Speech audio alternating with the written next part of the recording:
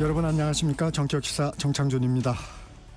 더불어민주당이 국정농단 전담재판부 설치법을 발의했습니다.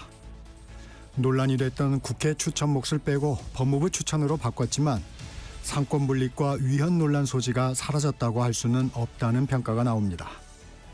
법안이 통과되면 쥐기현 부장판사가 맡고 있는 내란 사건 재판도 이관될 텐데요. 국민의힘은 히틀러식 독재라며 강하게 질타했습니다. 일부에서 김우영 더불어민주당 의원과 함께 현안에 대해 말씀 나눠보겠습니다. 이어지는 2부에선 정치와이 준비되어 있습니다. 김준일 시사평론가, 최수영 정치평론가와 함께 정치 이슈 속 궁금증 풀어보겠습니다. 정격시사는 유튜브로도 실시간 방송됩니다. 9월 19일 금요일 정격시사 출발합니다.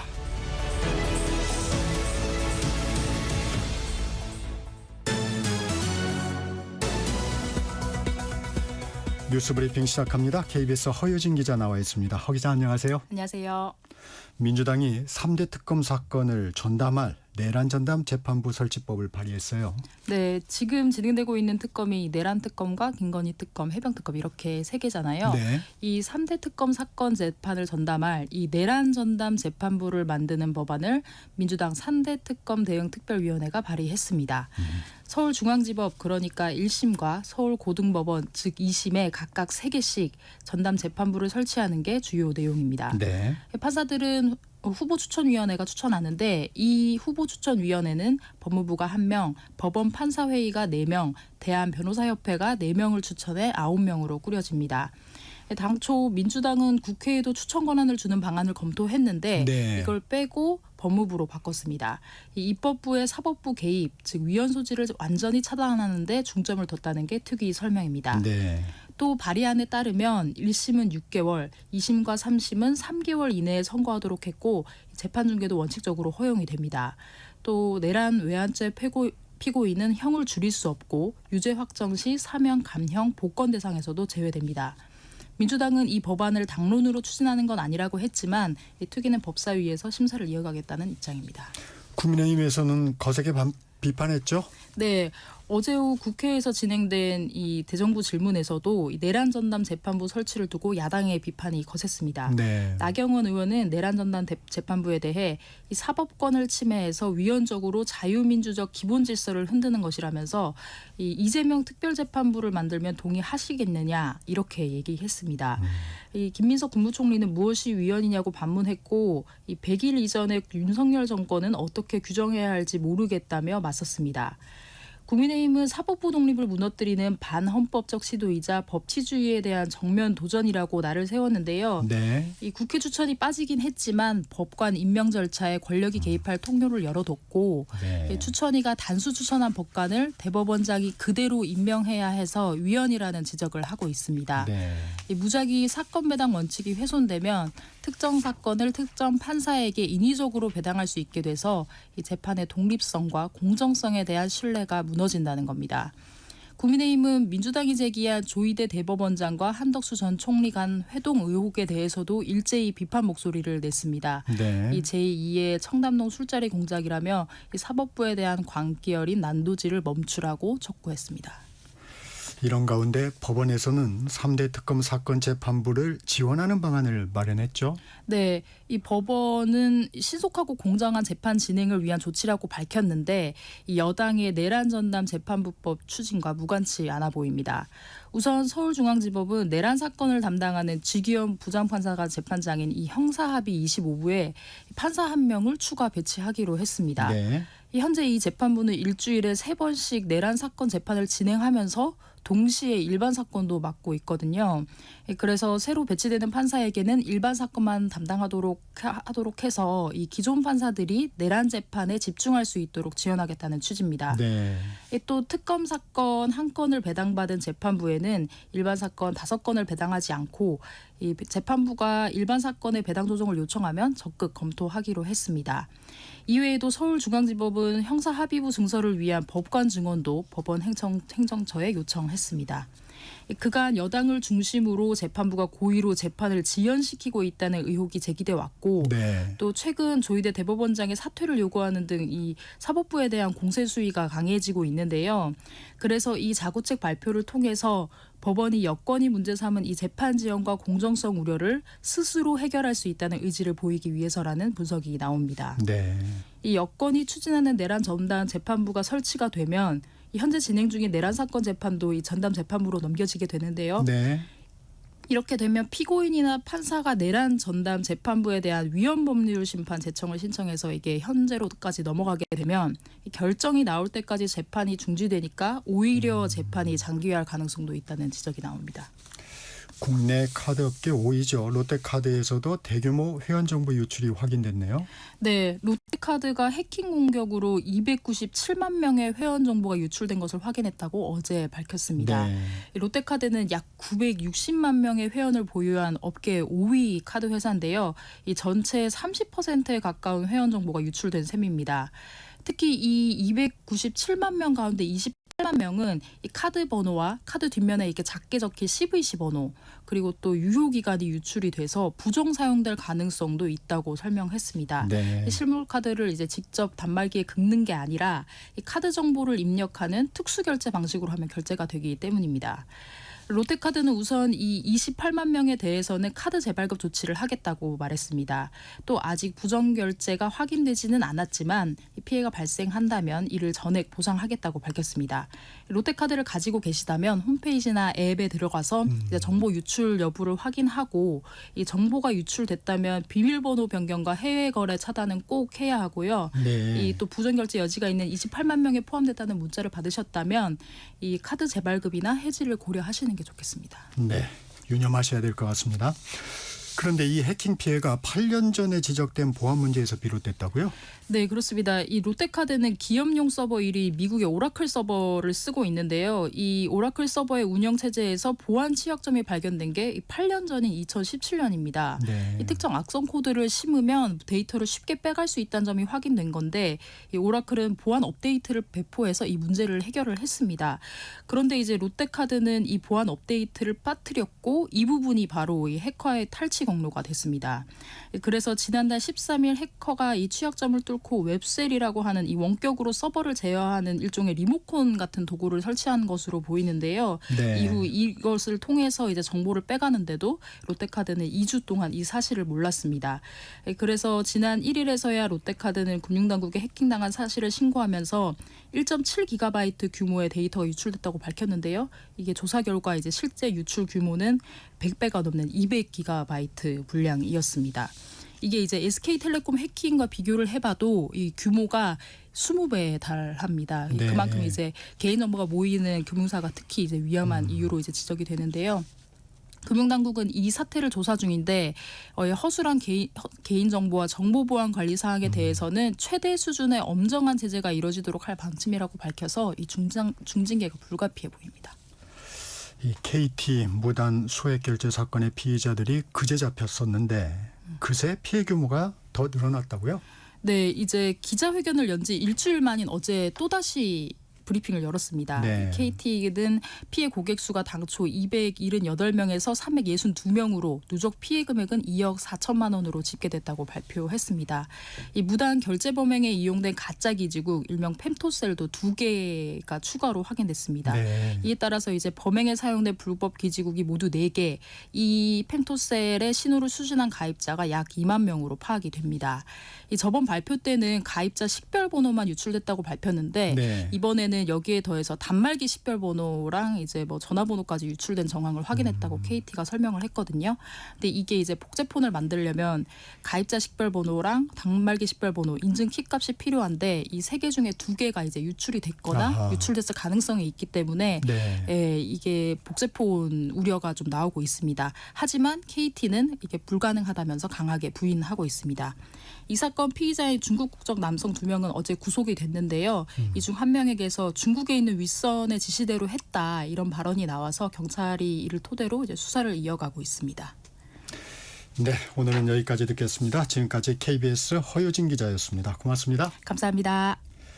전격 시사 듣고 계신 지금 시각 7시 30분입니다.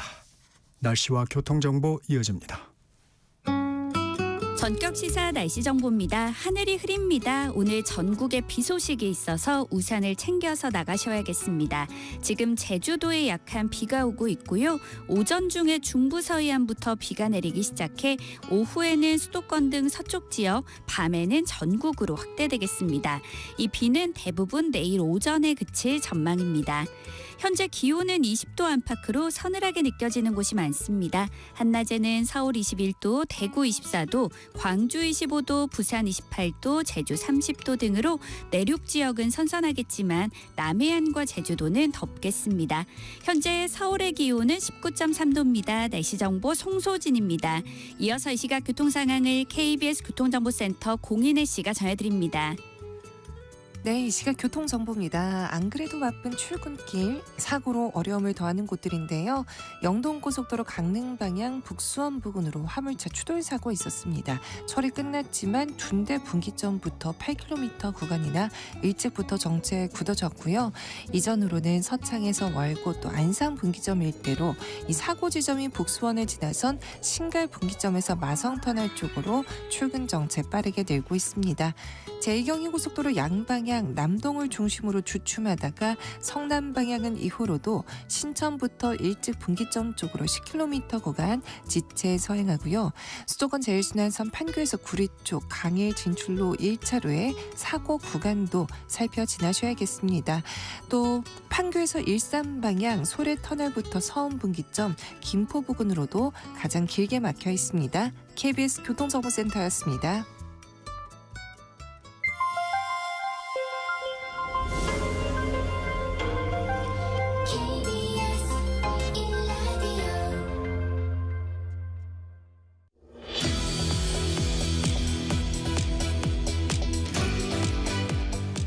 전격 인터뷰 먼저 김우영 더불어민주당 의원과 주요 현안 들여다보겠습니다. 의원님 안녕하세요. 안녕하십니까.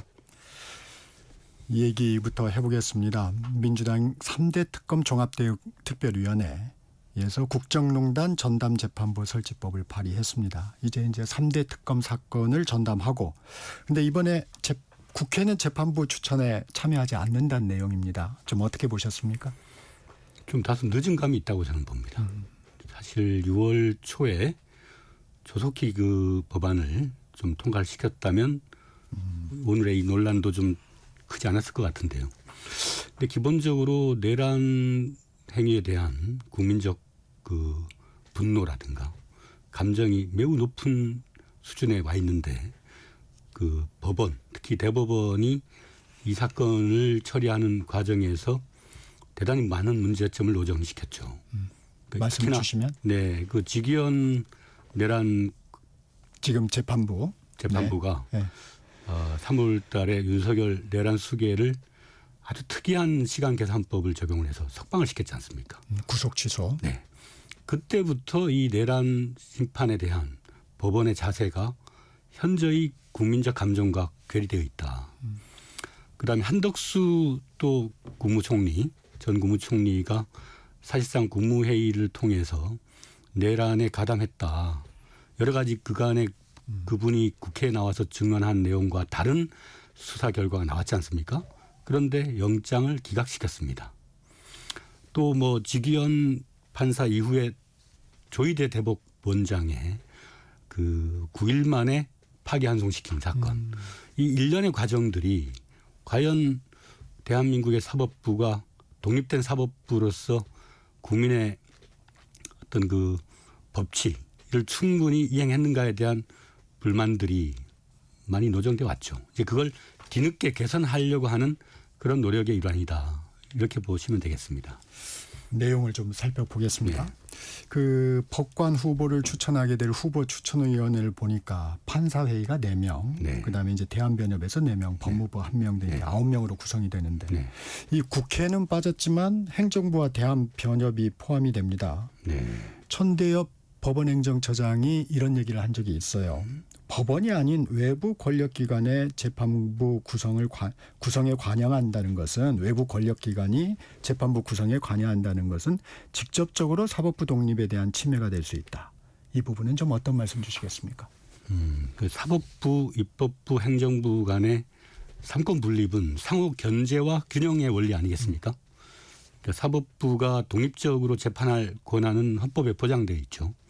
그러나 헌법에 법원의 구성과 관련해서는 법률에 의한다고 되어 있습니다. 그 법률을 정하는 것은 입법부의 몫이죠. 그게 이제 법원조직법을 말씀하시는 건가요? 그렇습니다. 예.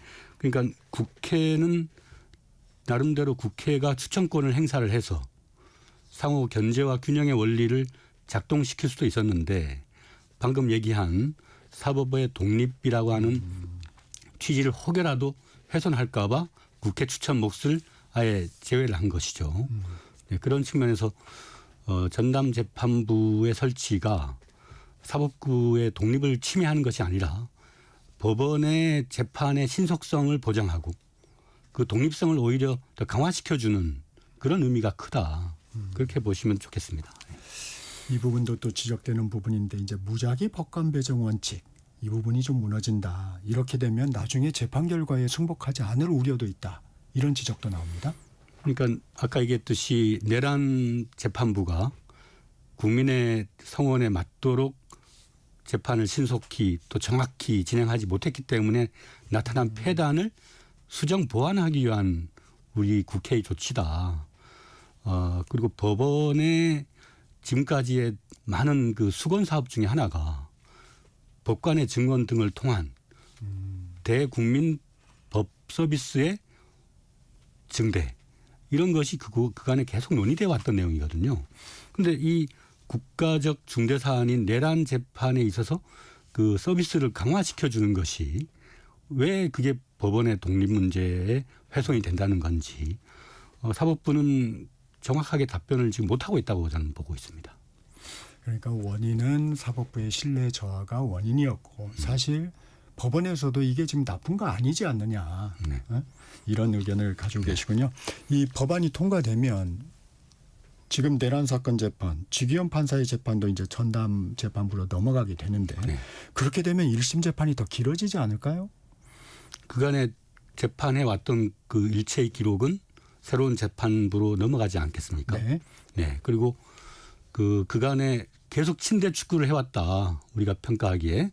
그랬는데 최근에 전담재판부 논의가 진전이 되니까 형사부의 법관을 증설하겠다. 예, 법원이 대책이 나왔어요. 네, 예. 네. 소위 사후 약방문 방식의 지금 대책으로 이전이 됐고 지기현 또 판사도 재판 속도를 좀 더 빨리 하겠다라는 표현을 하긴 했어요. 12월까지는 네, 마무리하겠다. 그러니까 이게 지금 와서 외부의 압력이 있으니까 조금 더 이렇게 개선된 움직임을 보이는 것은 다소 좀 사법부가 정당하지 못한 태도가 아닌가 그렇게 보여집니다. 의원님이 지금 침대 축구라는 표현도 쓰셨는데 이번에 이제 법안을 보니까 633 원칙이 들어가 있습니다. 네. 1심 6개월, 2심 3개월, 대법원에서 3개월 내 판결한다는 건데 이게 이제 재판 지연이 좀 심각하다는 판단에서 이런 부분이 들어간 건가요? 예전에 박근혜 국정농단 사건 때의 그 재판의 속도에 비추어 봤을 때 예, 지기현 재판부는 상당히 심각한 국민적 신뢰의 저하 속에 있다. 그렇게 봐야죠. 이 부분도 한 가지 여쭤보겠습니다. 유죄시에 사면 복권 불가 조항도 있습니다. 네. 이 대통령 사면권을 침해하는 건 아닌가요? 뭐 8월 달에 대통령이 사면 복권한 것에 대해서도 많은 논란이 있었지 않습니까?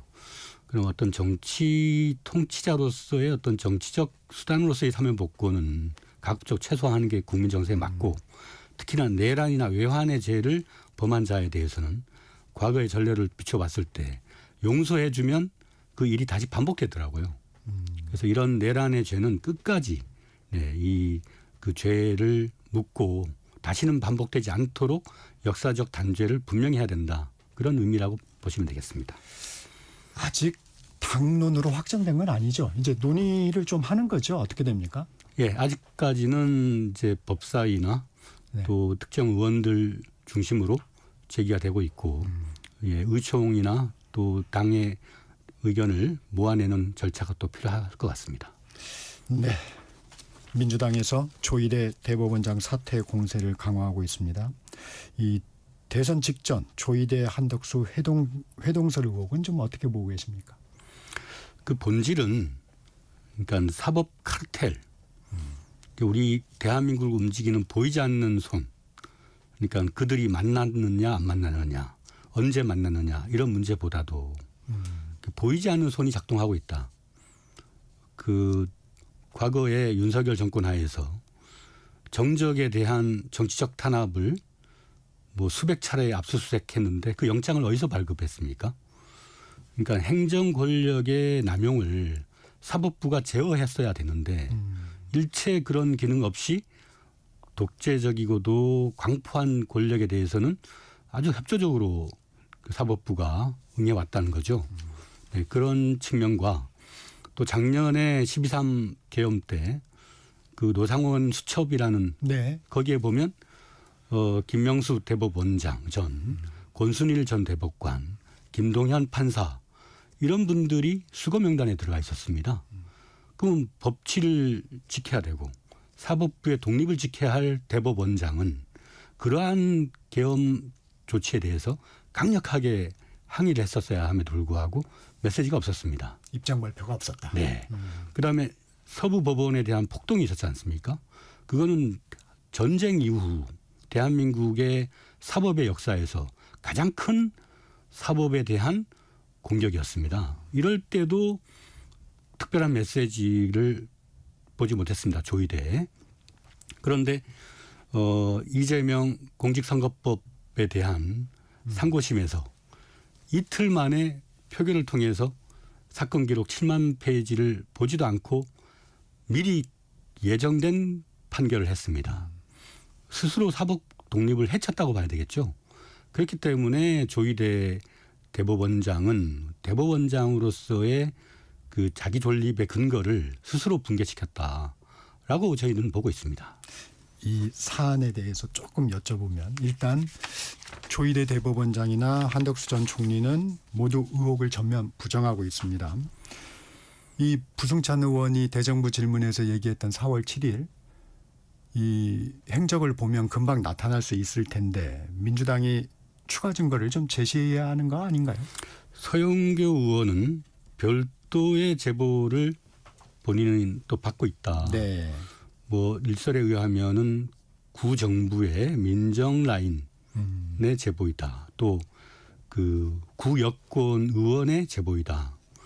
이제 그렇게 제기를 하고 있습니다. 네. 그 제보자의 신분은 여러 가지 이유 때문에 공개하기 어렵다라는 네. 입장이고요.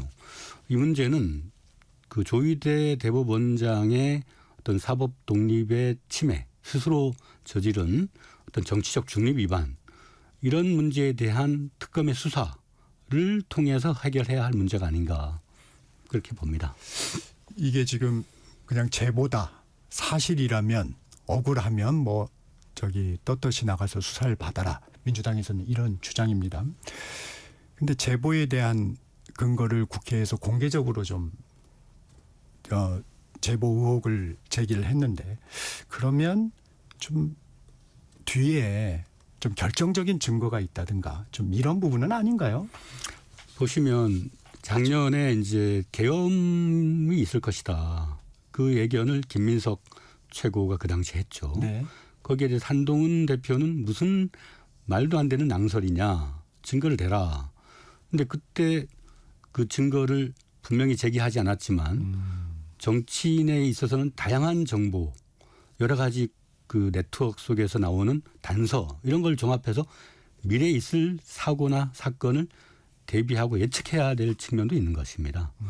지금 국회에서 제기하는 문제의 의혹 제기는 사법부가 스스로 정치적 중립 의무를 망각하고 또 행정 권력의 비대화나 남용을 견제해야 할 그 책임으로부터 사법부 스스로 자신의 존립 가치를 지키지 못했다라고 하는 본질적 문제에 대한 지적이거든요. 그러면 사법부는 스스로 사법 개혁을 위한 플랜을 제시를 하고 국민적 불신을 해소할 수 있는 대책을 제시를 해야 됩니다. 그럼에도 불구하고 법관 회의를 통해서 사법 개혁의 필요성이나 이런 거를 오히려 저지하려고 하는 좀 표시를 했죠. 네, 그런 표현을 한 것은 좀 더 역사적이고도 시대 통찰적인 자세를 갖지 않고 있는 것이죠. 사법부가. 예전에 12.12 때나 독재 시절에 그 법관들이 독재에 부합하거나 했던 그런 행위들이 지금도 따지고 보면 반복되고 있는 것이다. 그렇게 우려를 하고 있는 것입니다. 근데 이제 특검 수사를 촉구는 하고 있지만 이 증거를 추가로 좀 제시하지 못하면 사실 여론의 역풍이 좀 있지는 않을까요? 의원님은 어떻게 아무튼 보세요? 다소 그런 쪽의 그 프레임 전환을 이제 어떻게 보면 하고 있는 것이죠. 네. 이제 그 반대하는 측에서는 예. 특히 이제 국민의힘은 내란에 대한 어떤 성찰도 없고 윤 어게인을 주장하면서 그 여당이 대정부 질문 등을 통해서 제기한 의혹 자체를 완전히 없는 뭐 중국식 인민재판이다. 이런 식의 이제 프레임을 전환해서 자신들의 정치적 목적을 달성할 그런 의도를 갖고 있다고 봅니다. 근데 어제 전해진 소식 중에 좀 흥미로운 소식이 있습니다. 서영교 의원이 그 4개월 전이죠. 이 의혹을 제기하면서 국회에서 틀었던 그 녹음 파일 이게 이제 AI로 제작된 것으로 전해졌는데 이 부분은 좀 어떻게 보셨어요? 가끔 뭐 KBS도 그 르포나 이런 데서 쓰고 소위 있죠. 재현 기법이라 그래서요. 네네. 네. 거기에 부기 설명을 하죠. 이거는 뭐 당사자의 직접 음성을 딴 것이 아니라 뭐 재현한 것입니다. 뭐 AI에 의한 것입니다. 이런 기술적인 영역이다. 일종의 보도를 보다 명확하게 전달하기 위한 그런 재현 기법을 활용한 것인데 국회 질문 과정에서 그걸 충분히 설명했어야 됐다라고 저는 보고 있습니다. 네. 설명하지 않은 것뿐이지 그 자체의 내용에 대해서는 그게 뭐 문제 삼지는 않는다는 입장이신가요? 이 일종의 전언이죠. 네. 그 사인 간의 해동이 있었다라고 하는 누군가의 전언을 국회에서 다시 제기하는 과정에서 그 녹음 내용을 틀은 것이죠. 네. 이 조국혁 신당에서는 조희대 대법원장의 탄핵 소추안을 준비해뒀다. 조희대 없는 대법원, 쥐기현 없는 재판부 만들겠다고 공언하고 있습니다. 민주당 지도부는 아직 탄핵하고는 좀 거리가 있는 거죠? 원래 5월 달에 쥐기현 그 대법원이 그 9일 만에 아주 그 이례적인 파기환송으로 국민들의 대통령 선출권 그다음에 헌법상 보장되어 있는 선거운동의 자유를 훼손했다 해서 그때도 이제 탄핵 논의가 있었습니다. 그러나 이제 사법 독립이라고 하는 그 대한민국의 아주 중요한 요소에 대한 논란을 가중시킬 것을 우려를 해서 지도부에서 그거를 자제를 해왔죠. 그러나 시기에 그 내란에 대한 전담 재판부나 사법개혁에 대한 그 적극적인 사법부의 입장을 내고 있지 않은 상황에서 압박을 위한 불가피한 그런 정치적 요구다라고 봅니다. 저는. 지금 이 시기에 제기하는 부분은 사법개혁에 대한 사법부의 입장이라든가 이런 부분들이 지금 영향을 미쳤다는 얘기군요. 그렇습니다. 예. 이 내란 종식의 의미도 좀 살펴보겠습니다. 민주당에서는 내란의 완전한 종식을 강조하고 있는데 민주당에서 보는 내란 종식의 판단 기준 어떤 건가요? 그 윤석열, 김건희 두 사람이 감옥에 갔다 해서 내란이 종결됐다라고 볼 수 없는 것이 상당히 그 구조화된 사법 시스템을 믿고 그러니까 소위 기득권 카르텔들이 법기술을 활용을 해서 그 행정 권력 또 국군 통수권 그다음에 특히나 북한의 무인기나 네. 이런 걸 이제 보내면서 국민의 안전을 완전 담보하여 저지른 친위 쿠데타잖아요. 세계사에서도 이런 방식으로 하는 일이 상당히 드물죠. 그런데도 우리는 민주주의의 힘으로 이걸 이겨냈습니다. 그러니까 앞으로 다시는 이런 일이 없어지게 만드는 제도적 보완. 이것이 어떻게 보면 내란의 최종 종결이 아닐까요? 제도적으로도 그런 일이 재발하지 않도록 만드는 것까지. 그렇습니다. 그게 아마 내란 종식의 최종점이다. 그렇습니다. 네. 이 야당의 반발도 좀 하나 여쭤볼게요. 주진우 국민의힘 의원 네. 어제 저희 프로그램에 나왔었는데 내란의 실질적인 행위에 대한 이제는 법적 평가만 남았다. 근데 여당이 이걸 정략적으로 이용하기 위해서 내란 종식을 얘기한다고 합니다. 어떤 말씀 주시겠습니까? 그 주진우 전 의원은 그 해병 순직 사건 특검 있죠. 그 수사 대상입니다. 본인이 이해관계자예요. 그분은 끝없이 민주당의 특검 추진이나 이런 것을 반대하는 데 앞장서 왔습니다. 그것은 본인의 신변과도 연관돼 있어요. 그렇기 때문에 그분의 주장에 대해서 자신을 보호하기 위한 의도다라고 일단 전제하고요. 또 민주당은 정략적으로 이 사건을 확대하고 있다라고 얘기를 하는데 거꾸로 물어보고 싶습니다. 네. 국민의힘은 내란에 동조하는 세력이 아닌가요? 한 번도 그 내란 사건에 대해서 당 차원의 사과나 성찰 있었습니까? 오히려 지난 전당대회에서도 이번에 장동혁 대표가 선출되는 과정을 보면 아주 극단적인 세력들의 지지를 힘에 업고 윤석열의 어게인을 주장하면서 당대표가 되었습니다. 그들이 만약 국민적 요청에 따라서 내란에 대한 성찰, 반복돼서는 안 된다라고 하는 그러한 고백을 전제로 했다면 초속히 이 내란 사건을 조기에 극복할 수 있지 않을까. 거꾸로 그렇게 말씀드려보고 싶습니다. 미국 조지아주 한국인 구금 사태에 대해서도 여쭤보겠습니다. 이제 다음 달 국정감사가 열릴 텐데 김병기 민주당 원내대표가 이런 경고를 했네요. 그 한국인 구금 사태 관련해서 이번 사태는 무너진 공직기관과 무사한 행정이 초래한 인재다. 관련 부처들이 안일하게 대응한 책임을 묻겠다. 이렇게 얘기를 했는데 이게 어떤 말씀인가요? 이 문제의 전제는 그 우리가 미국에 아주 기술적으로 중요한 배터리, 자동차 이런 분야에 투자를 하는 거고 거기에 대해서 또 트럼프는 적극적 그 투자 촉구를 해왔지 않습니까? 그 남의 나라에 가서 우리의 근로자들이 최고의 기술자들이 그 나라에서 붕괴된 제조업 기반을 다시 복원시켜주는 그런 활동을 하는데 그런 사람들을 아이스 해 이민 그 조사국에서 불법 체류라고 해서 구금하고 쇠사슬로 손을 묶고 했죠. 미국 당국이 대단히 비이성적 행동을 한 겁니다. 동맹에 대한 예의도 아니고 자신들 나라를 도와주러 간 우방국의 노동자를 완전히 식민지 국가의 국민으로 취급을 한 겁니다. 네. 그것이 가장 전제고 그다음에 외교부 그간의 윤석열 정권 하에서 그 보면 총영사라든가 외교 역량들이 국민 안전을 지키려고 하는 다각도의 노력 이런 것들이 소홀했다. 그리고 이민국의 그러한 그 비이성적 행동이나 이런 것을 익히 보도를 통해서도 많이 알고 있었음에도 불구하고 의뢰 괜찮겠지라는 안이한 자세로 접근했기 때문에 빌미를 줬다. 저는 그렇게 보고 있습니다. 전 정권인 윤석열 정부가 미온적인 대처를 해왔다. 이 부분이군요. 그렇습니다. 이 한미 관세 협상 지금 교착 상태입니다. 이재명 대통령의 타임지 인터뷰가 공개가 됐는데 미국의 요구에 모두 동의했으면 내가 탄핵당했을 것이다. 이렇게 얘기를 했습니다.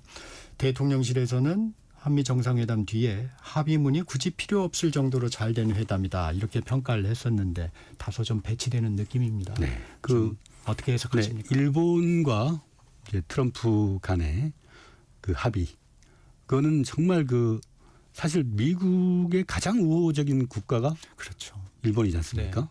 또 옆에 캐나다 같은 경우도 가장 우호적인 나라들을 약탈하는 방식의 그 협상을 트럼프가 해왔죠. 우리는 울며 겨자 먹기로 갔죠. 대통령도 방어하러 간 거다. 네네. 근데 거기 가서 사인을 한다. 특히 외환 보유고와 우리는 일본보다 현저히 적지 않습니까? 그런 상태에서 만약에 그대로 다 합의문에 사인을 해서 어느 시점까지 다 그 외환을 미국에 갖다 준다면 한국은 제2의 IMF 사태가 발생할 수 있죠. 대통령은 국민의 생명과 재산을 지켜야 될 책무가 있습니다. 그 국가의 재산은 국민의 재산인 거죠. 그렇기 때문에 최대한의 인내와 설득의 기술로 투자를 할 것이다. 상호 간의 공동이익을 전제로.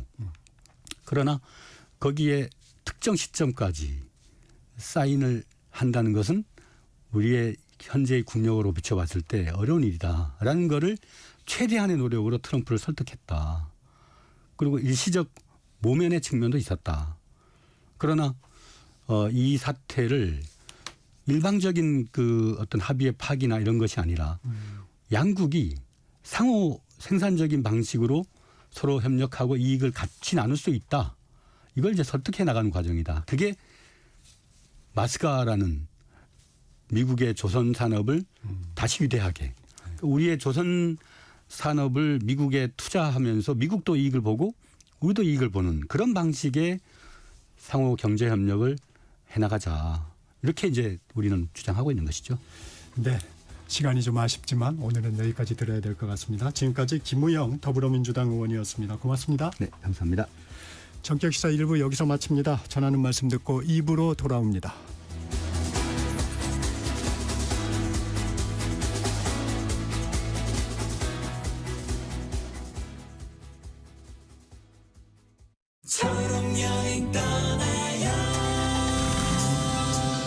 안녕하세요. 볼륨을 높여요 DJ 오마이걸 효정입니다. 오늘은 태섭님의 사연을 만나볼게요. 저는 척수장애를 갖고 있어서 움직임이 쉽지 않습니다. 그래서 남들처럼 여행을 자주 다니지 못했죠. 그러다가 며칠 전 처음으로 전라북도 전주로 여행을 다녀왔습니다. 먼 이동이 걱정됐지만 장애인 편의 차량과 시설을 이용하니 훨씬 수월했어요. 전주 여행 마지막 날 가족들과 사진 한 장을 찍었는데요. 이 사진 한 장은 영원히 제 마음에 남을 것 같습니다. 우리 함께 떠나봐요. 어디라도 좋아 좋아. 자 출발해요.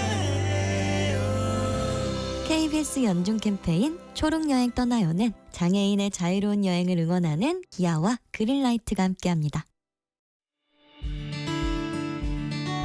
고된 하루의 웃음, 안방 일렬의 감동, 가장 필요할 때 여러분 곁에. 이 모두가 시청자 여러분 덕분에 가능했습니다. 방송법 개정에 따라 2025년 11월부터 수신료는 전기요금과 함께 고지됩니다.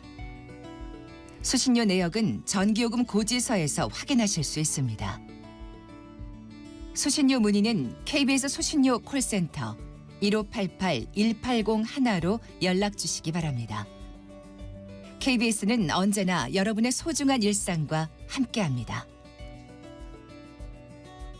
수신료의 가치를 실현합니다. 여러분의 KBS.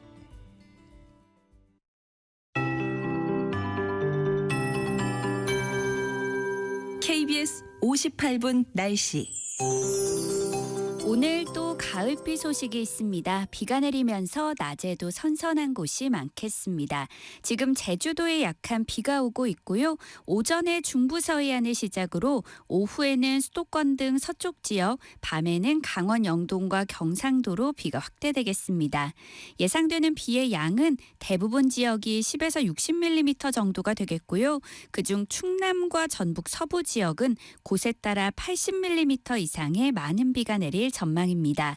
특히 오늘 밤부터 내일 새벽 사이에 곳곳에는 시간당 20에서 50mm의 국지성 호우가 예상돼 피해가 없도록 유의하셔야겠습니다.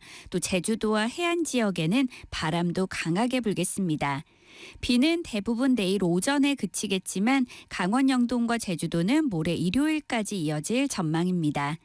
현재 기온은 서울 19.5도, 대구 20.5도 등으로 대부분 20도 안팎을 보이며 서늘하지만 제주도는 성산이 25.3도로 열대야가 나타나고 있습니다.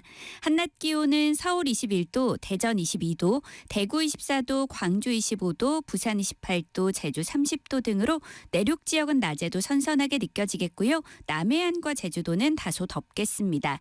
현재 서울의 기온은 19.5도입니다. 송소진입니다.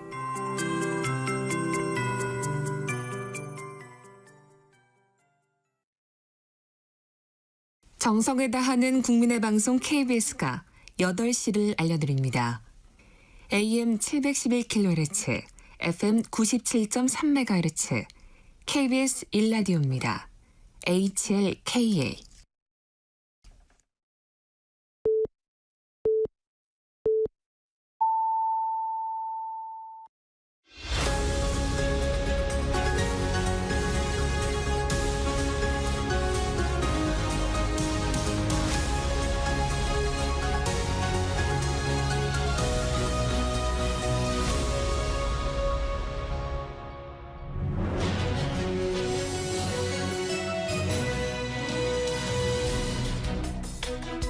한 주간의 정치 이슈 속에서 궁금증을 풀어보는 시간입니다. 정치와이 오늘도 왜라는 질문 해보겠습니다. 김준일 시사평론가, 최수영 정치평론가 함께합니다. 안녕하세요. 안녕하세요. 네. 얘기 뜨겁습니다. 조희대 대법원장이 대선 전에 한덕수 전 국무총리 등과 만나서 이재명 공직선거법 사건은 대법원에서 알아서 처리한다고 말했다는 민주당발 대선 개입 의혹. 왜 이 시기에 나온 건가요? 그러게요.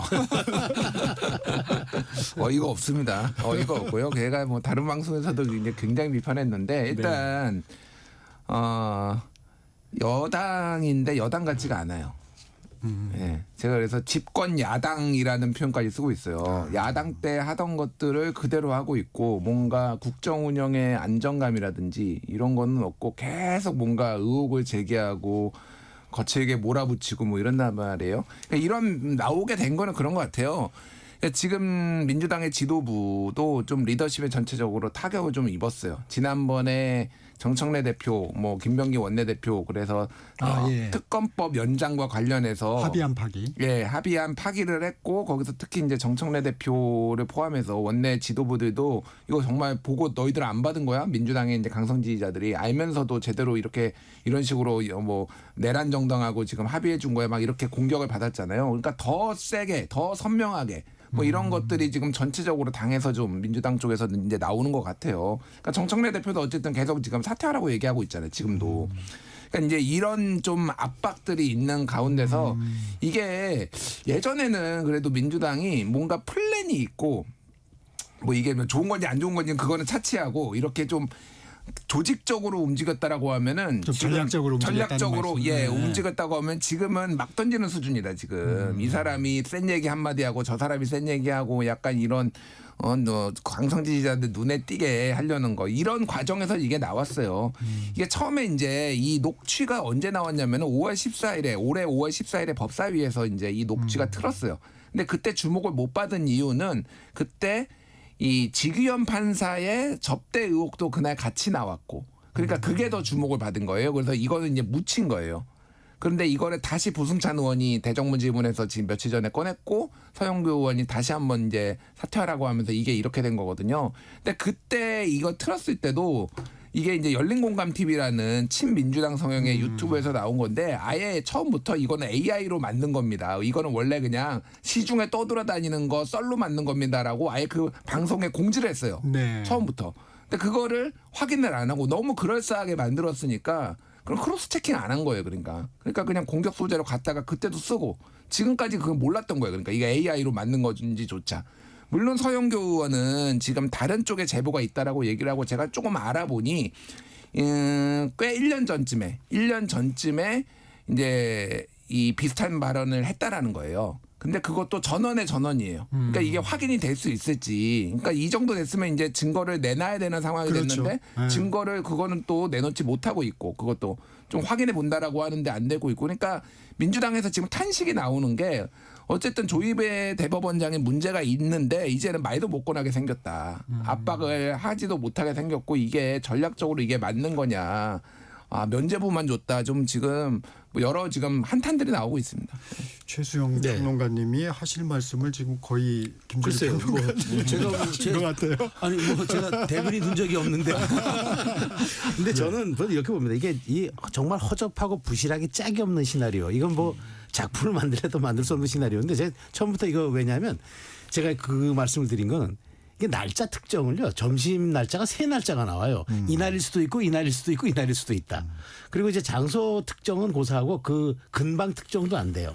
그러니까 이제 그리고 이제 4명이라는 이름만 나왔는데 저는 뭘 봤냐면 이분들 그러니까 이제 뭐 그 김모 씨라는 김씨 네네. 빼고 네. 나머지 3분은 누가 봐도 다 아는 사람들이에요. 그렇죠. 근데 이분들이 예약제가 되는 식당에 정도 가려고 그러면은 일단 CCTV부터 알아보는 사람들이 너무 많아서 최소한 제가 보기에 목격했다는 목격자들 한두 명 나와야 돼요.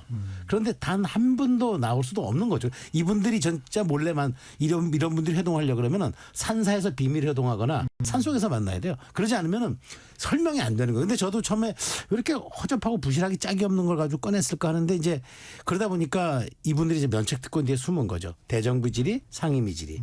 이런 과정을 통해서 해야 되는 거지. 나와서 국회 밖에서 기자회견 못 하죠. 이거 했다가 조희대 대법원장 바로 명예훼손 걸 테니까. 정상면 총장도 그렇고. 이제 그래서 근데 이제 그 본원적인 질문 하나. 그럼 이 사람들이 왜 이럴까? 네. 딱 하나죠. 저는 이걸로 인해서 사실관계 입증은 이분들도 어렵다고 본 것 같아요. 그런데 어쨌든 이 뉴스가 지난 3일간 대한민국을 달궜습니다. 네. 그래서 대법원장의 이른바 서면 입장문까지 나왔습니다. 나는 명백하게 만난 적이 없다. 법률가가 명백하게라고 쓸 때는 다 이유가 있는 거겠죠. 근데 저는 그걸 보면서 일정 정도 이건 성공했구나. 왜냐하면 모든 뉴스 프로그램이 이걸 다 다뤘고 시사 토크도 다 다루고 있습니다. 그렇다면 저는 대법원 흠집내기는 어느 정도 성공했구나. 다시 말하면 1년 7개월 남은 조희대 대법원장을 쫓아내지 못할 거라면 권위와 신뢰에 흠집이라도 내자. 그래서 이 사법개혁의 명분으로 삼고 대법관 직원이라든가 그러니까 후속적으로 지금 해야 할 여러 가지 빌드업하는 과정들이 또 있잖아요. 그것들에 대한 명분과 당위성을 얻자. 그리고 조희대 대법원장에 대해서는 어제 정말 저는 입에 담지 못할 얘기를 정청래 대표가 한 거예요. 당신은 수장의 자격이 없으니 나가서 변호사 개업이나 알아봐라. 직업발선하는 자리입니까 여당 대표가? 저는 그렇게 품격 없는 말을 금도를 지나치는 말을 했다는 것은 결국 조희대 대법원장에 대해서 굉장한 흠결이 있다는 걸 강조함으로써 결국은 사법부 신뢰를 결국에는 이제 국민들에게 굉장히 부정적으로 받아들여주면서 결국 본인들이 나중에 의도했던 그 이른바 대법관 직원이라든가 사법개혁 완수 이른바 본인들이 얘기하는 사법개혁 완수를 이참에 해야 되겠다는 그 의도를 갖고 밀어붙이는 것 같아요. 그 민주당 부승찬 의원의 대정부 질문 의혹 제기에 대해서 뭐 한덕수 전 총리가 전면 부인한 것도 있지만 대법원장이 입장문을 내서 저희가 주목했던 단어가 법률가인데 지금 최수영 평론가가 지적을 했지만 명백히 밝힌다. 그래서 그 명백히라는 단어를 들으면서 저희도 아닌가 보다. 최소한 그전에는 저희 언론이 예측했던 게 만나긴 만났는데 예를 들면 그런 얘기를 한 적은 없다. 요 정도를 이제 또 왜냐하면 적어도 민주당에서 대정부 질문을 통해서 또 제기를 했으니까 그랬는데 이 명백히란 단어 어떻게 들으셨습니까? 그러니까 형식이 이제 오후 6시에 발표한다라고 얘기를 했고 그거를 대법원장이 직접 나와서 할지 아니면은 뭐 이런 입장문이 나올지는 몰랐는데 결국 입장문이 나왔잖아요. 그러니까 그 며칠 상간에 대법원장의 출퇴근 시간에 취재하는 거를 이제 불허를 했어요. 그러니까 이제 그래서 이 압박에 대해서 좀 본인이 조희대 대법원장이 입장을 내기가 지금 곤란한가 보다 이런 생각을 했는데 결국은 이게 입장을 본인이 내서 명백히라는 표현을 쓸 정도로 이게 사실이 아니다라는 거를 좀 밝히고 민주당의 이거에 이제 이런 압박에 대응을 해야 되겠다 결심을 한 것 같아요. 그러니까 어쨌든 지금 이 상황에 대해서는 선을 그어야 된다라고 본 것 같고 아까 방금 전에 말씀드렸지만은 어쨌든 지금 상황으로는 추가적으로 명백한 증거가 나오지 않으면은 이제 뭐 무혹 제기를 하기가 어렵잖아요. 그러니까 이게 키가 주도권이 사법부로 넘어갔다. 뭐 사법부, 그러니까 조희대 대법원장 사퇴 문제는 그렇다고 치고 여러 가지 사법 개혁이라든지 이거에 이제 일종의 신경전들이 있잖아요 지금. 그렇죠. 내란 전담 재판부 뭐 만드는 거. 근데 이제 막 거칠게 밀어붙이기가 상당히 어려워졌다. 그런 생각이 들어요. 네. 그래서 약간 이 행보를 좀 방향성을 바꾸는 것 같습니다. 네. 특검 수사를 받아라. 그렇죠. 떳떳하면 나와서 수사받아라. 네. 이런 민주당의 행보는 어떻게 보십니까? 제가 비유를 하나 드릴게요. 제가 길을 가는데 누가 저를 보고 당신 도둑놈이지라고 얘기합니다. 저는 도둑질한 사실이 없어요. 그래서 난 도둑놈이 아니에요 하니까 그 사람이 당신 맞으니까 그 당신이 정말 결백하다면 나가서 수사기관에 가서 도둑이 아니라는 거 입증해봐. 지금 이 얘기잖아요. 이 얘기잖아요. 그러니까 최소한 당신이 뭘 훔치는 걸 봤어. 뭐 이것도 아니라 당신 도둑놈이지라고 그냥 밀어붙이고 당신이 결백하고 깨끗하다면 가서 수사기관에서 소명해. 결백을 입증해. 이거 마녀 사냥도 아니고요. 제가 그래서 요즘 이 비유를 제가 가끔 하는데 조선조 역사에서 개혁과 혁명을 추진하다가 실패한 사례가 여러 가지 있지만 특히 이제 그 우리가 흔히 얘기하는 조광조와 김옥균을 많이 꼽잖아요. 네. 그 사람들의 실패가 명분이 없어서 그랬을까요? 저는 아니라고 봅니다. 속도 조절에 실패했고 오만했기 때문입니다. 역사에서 그걸 배워야죠. 왜 아무리 명분과 그 개혁의 당위가 뚜렷하더라도 그런 것들이 왜 실패할 수밖에 없는가? 속도 조절과 오만하지 않게 비춰야 되는데 지금 저는 좀 전에 그 집권 야당이라는 표현 새로운 조어지만 대단히 제가 동의합니다. 그러니까 지금은 국정 운영에 무한 책임을 진 여당이잖아요. 그런데 집권당의 대표가 지금 취임한 지 2달이 다 돼 가는데 정치에 대한 얘기가 없어요. 오직 상대를 멸절시키겠다든가 아니면 사법부를 개혁하겠다든가 바꾸겠다든가 여당 대표의 입장에서 민생 그다음에 뭐 관세 협상에 대한 우리 국가의 비전 지난 그러니까 교수단체 대표 연설에서도 전 처음 본 게 원래 집권 여당 대표의 교수단체 연설은요 상당한 비전과 국정 운영에 대한 철학을 내비칩니다. 근데 단 하나도 없었어요. 내란만 26번 들었다는 거잖아요. 그러니까 우리 그런 여당 대표에서 무슨 비전을 볼까요? 그러니까 지금 흔히 얘기하는 3대통령이라는 신조 이재명 대통령, 여의도 대통령, 충정로 대통령 그 어떤 조가 나올 때는요 사회 현상이 있다는 거예요. 현상이 네이밍을 반영하는 겁니다. 그런 측면에서 지금 이 상황은 저는 제가 보기에 여권의 저 브레이크 없는 질주를 통제해 줄 수 있는 거는 저는 이재명 대통령밖에 없다고 봐요. 그래서 다시 정기국회 시간이고 민생의 시간이고 우리 정말 골든타임의 시간이다라고 방향성을 잡아줘야지 저렇게 고삐 풀린 망한지처럼 날뛰는 여권을 누가 통제합니까? 지금 집권 여당에서 국정운영에 무한 책임져도 부족할 판에 아직도 야당인 줄 알고 대표가 아니라 대포 역할만 하는 저분을 누가 통제합니까? 그래서 이 부분을 한번 고민해 볼 필요가 있다고 봅니다. 두 분이 공통점을 형성해 가니까 다소 당황스럽기도 한데. 근데 이 부분은 이론의 여지가 별로 없는 것 같아요. 아니 근데 김준일 평론가님이 예. 특검 수사를 받아라 하는 부분에 대해서는 좀 어떤 생각이십니까? 그러니까 부존재를 증명하는 게 원래 제일 어렵거든요. 그러니까요. 예, 그거를 이제 어떻게 증명할 거냐. 이게 특검 수사를 떳떳하면 받으라고 하는데 특검에서는 지금 우리가 수사할 게 아니다라고 지금 선을 그은 상황이고 그렇죠.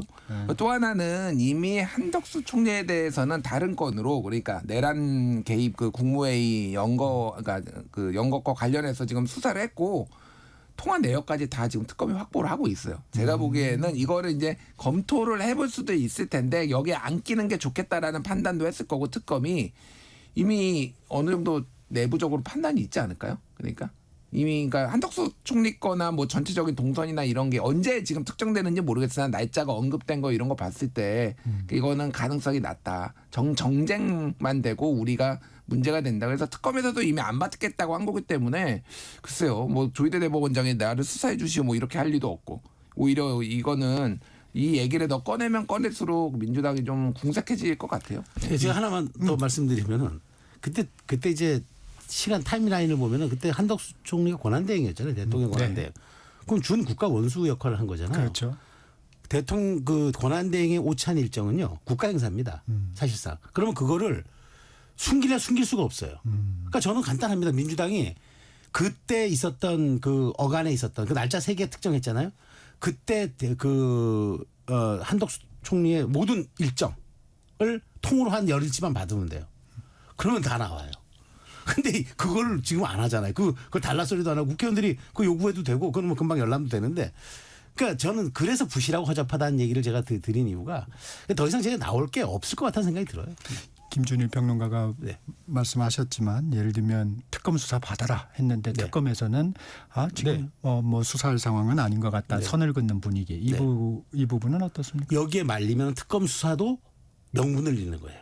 여기에 말려버리면은 이게 여당의 하청 기관이구나. 여당이 청구하면은 그걸 수행하는 기관이구나. 그럼 특검이 어떤 수사 결과를 가지고 기소를 하더라도 이거는 국민들이 이거 믿을 수가 있어? 어차피 뭐 다 특검 원래 구성도 야당이 빠져가지고 여당이 원하는 대로만 된 데다가 여당 대표가 한마디 하니까 바로 특검이 또 수사를 또 하네?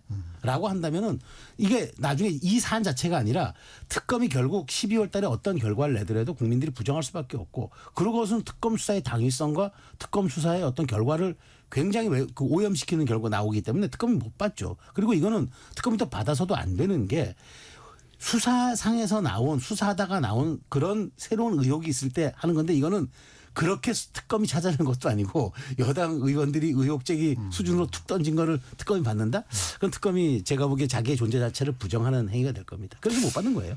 아직은 이제 최종 결과가 나온 건 아닙니다. 지금 이 사태가 또 어떻게 이제 변화를 일으킬지는 또 모르는 상황인데 이 두 분 평론가님의 분석을 보면 이 한동훈 전 국민의힘 대표가 주장하는 청담동 술자리 공작 투다 이런 식의 방향으로 갈 수밖에 없다고 지금 보시는 건가요? 아니 뭐 청담동 술자리 의혹보다 사실은 수준이 떨어져요. 왜 그러냐면은요. 그때 이제 더 탐사 쪽에서 이제 나온 건데 그때는 어쨌든 명백하게 제보자가 있었어요.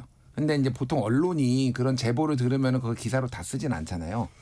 일반적으로. 그때 그분은 첼리스트. 네. 그 현장에 있었던 사람이죠. 그러니까 첼리스트의 주장은 내가 그때 뭐 다시 이거를 환기를 시켜드리면 첼리스트가 남자친구한테 너 왜 그렇죠. 이렇게 늦었어? 그러니까 네. 아니 갑자기 일이 잡혀서 그래서 그 무슨 뭐 회장님하고 네네. 어디 뭐 단체 회장님하고 그때 윤석열 대통령, 한동훈 대표, 김앤장 변호사 한 40명이 청담동에 있는 뭐 카페에 가가지고 모여서 술을 질펀하게 마셨는데 그때 이제 윤석열 대통령은 동백 아가씨, 한동훈 법무부 장관은 윤도현 노래 뭐였지 뭐 그런 거 불렀다더라 이런 얘기를 이제 남자친구한테 했는데 이게 그렇죠. 결과적으로 다 거짓말이었다라고 본인이 너무 이거를 듣고 이제 더 탐사에 제보를 한 거고 그래서 그 기사를 썼는데 그러니까 이게 일종의 이제 제보를 받는 거 기자들 굉장히 많은데 크로스 체킹을 하고 거기에 신빙성이 있는 건지를 더 확인했었어야 되는데 그게 제대로 안 된 거잖아요. 근데 이거는 외견상으로 이런 거라도 있는 거예요. 그러니까 일종의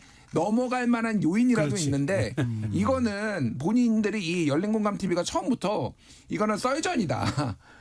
여의도에 돌아다니는 썰 우리가 그냥 한 거니까 제발 고소 좀 하지 마 이렇게 지금 나오고 있고 이거 AI로 만든 거라고 아예 공지까지 했어요. 처음부터. 그러니까 이건 수준이 더 떨어지는 거죠. 그러니까 지금 아직 뭐 모르신다고 하지만은 이미 이거는 끊는 판결은 났다. 이거와 관련해서는 다른 뭐 의혹이 있는지는 모르겠으나 그래서 제발 좀 정신 좀 차리시라 진짜 국회의원들 진짜 최소한 크로스 체킹은 좀 해봐라. 아니 생각해 보십시오. 그때는 시간 장소가 특정이 됐어요. 그렇죠. 명단도 나왔어요. 네. 근데 지금은 시간도 특정이 안 되고 오찬이라는 것만 있고 날짜도 특정이 안 되고 그 근방도 특정이 안 되고 제가 아까 말씀드렸잖아요. 총리 일정, 공식적인 일정 다 받으면 금방 나와요. 근데 확인 일부러 안 하는 건지 못 하는 건지 모르겠는데 그래서 저는 그때 청담동 술자리를 이걸 자꾸 이제 박수현 대변인 그렇게 얘기하더라고요. 아 그거랑 비교 자꾸 해서 이걸 물타기 하지 말라는 식으로 얘기하는데 아니 그때가도 사실은 저 뭐랄까 사실관계의 가능성이 훨씬 높았다니까.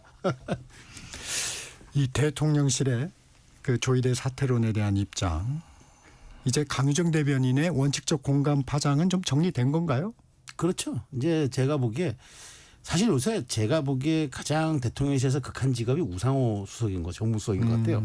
불 끌어다니느라고 정신이 없어요. 여기서 한 말을 하면 근데 정무수석이 대변인 저도 청와대 근무 한 2년 반 해봤는데요. 네.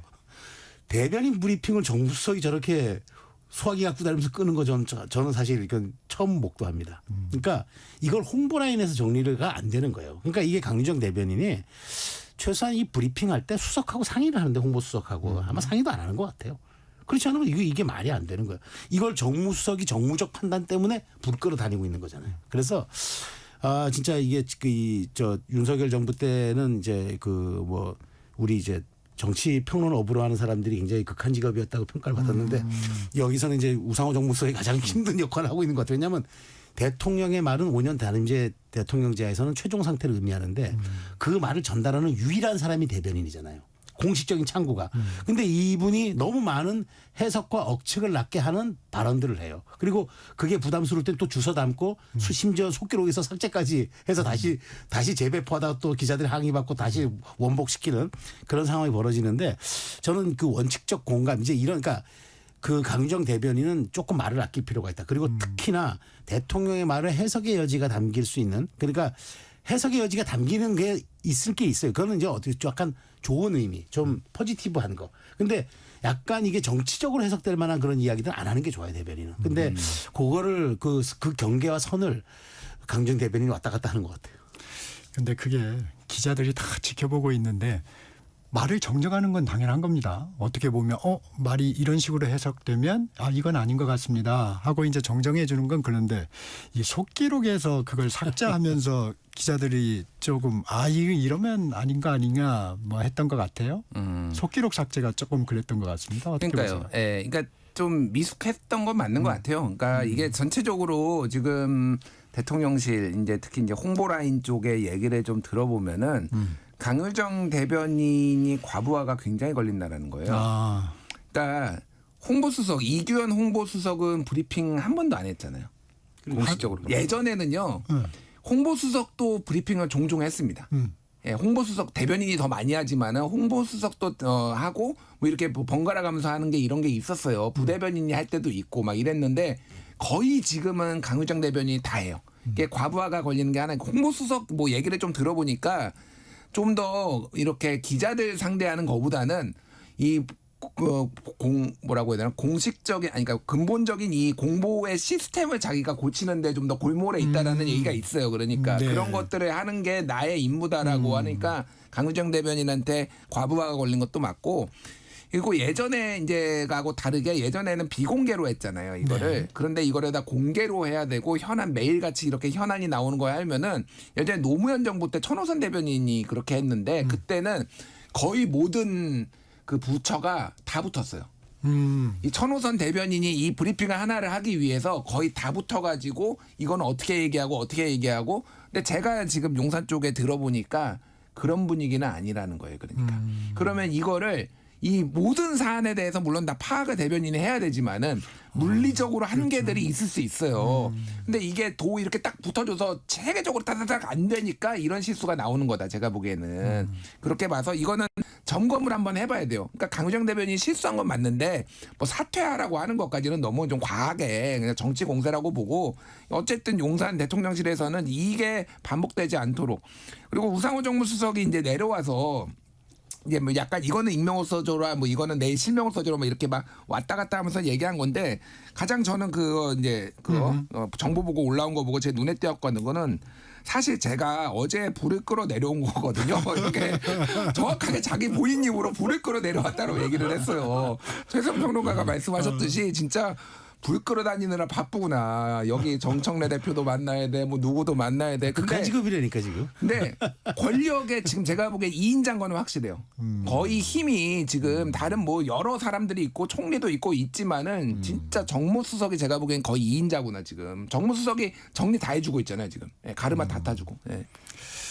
네, 주제를 좀 바꿔보겠습니다. 대통령이 취임 100일 기자회견 때 선출 권력이 임명 권력보다 우위에 있다는 취지의 발언을 했는데 문영배 전 헌법재판소장 권한대행이 헌법을 읽어보시라 이렇게 말했습니다. 어떻게 해석해야 됩니까?